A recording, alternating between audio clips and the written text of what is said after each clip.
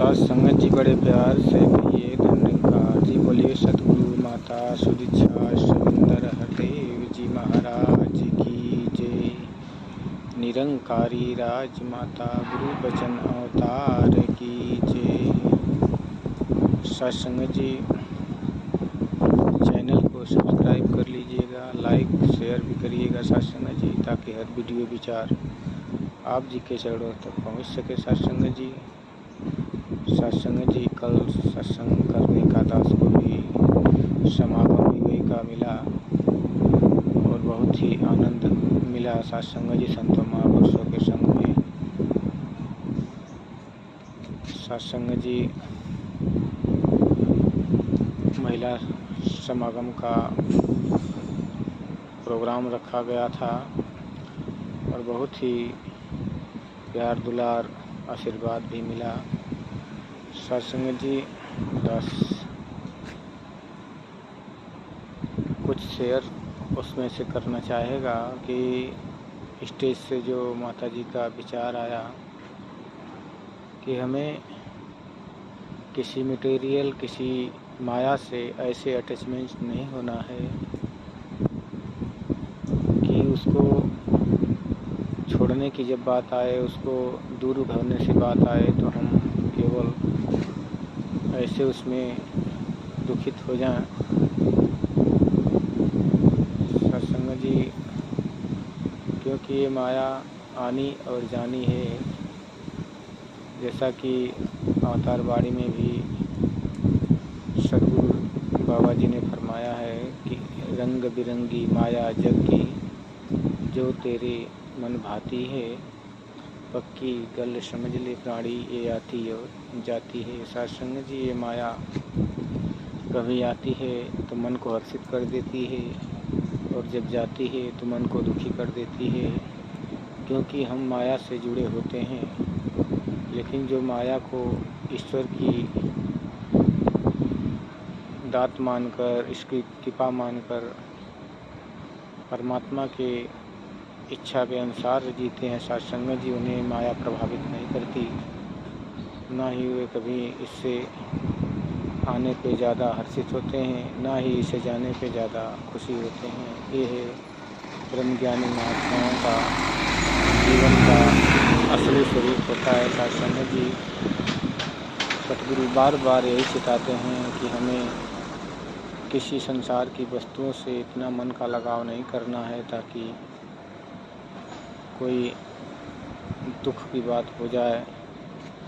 उन्होंने ऐसा भी सचेत किया कि किसी महापुरुष को अगर हम किसी सहायता के रूप में अगर हम दे रहे हैं, कोई धन, कोई पैसा, कोई कार्य कर रहे हैं, तो हम अपने भावना के अंदर ये समझ लें कि हम ये सेवा कर रहे हैं, सेवा भाव से ही उसे स्वीकार करें। नहीं तो लेन देन करने के उपरांत कुछ ऐसी गतिविधियां होती हैं जिसके कारण मन के अंदर मोटाव हो जाते हैं। तो हमें कोई भी सहायता, कोई भी धन का सहायता हो, चाहे तन का हो चाहे मन का हो, तो इस भाव से ही करना है कि ताकि हमें वो मिले वापस या ना मिले, हमें इससे दुखी नहीं होना है सत्संग जी, क्योंकि जो दे गया वो दे गया।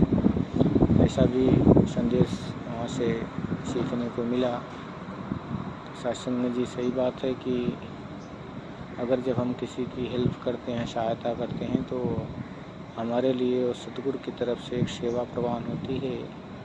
सतगुरु ने हमें वो सेवा का मौका बख्शता है, तो हम उतना ही धन दे सकें सहायता के लिए किसी को, जितना न मिलने के बाद हमें कोई दुख ना हो, ताकि वो सामर्थ्य अगर वापस करने में नहीं है तो हमें उसकी कोई दुख भी ना हो। सत्संग जी ऐसा भाव वहाँ से सीखने को मिला और ये बहुत ही सुंदर वचनों से महात्माओं, माताओं, बहनों के आशीर्वाद प्राप्त हुए।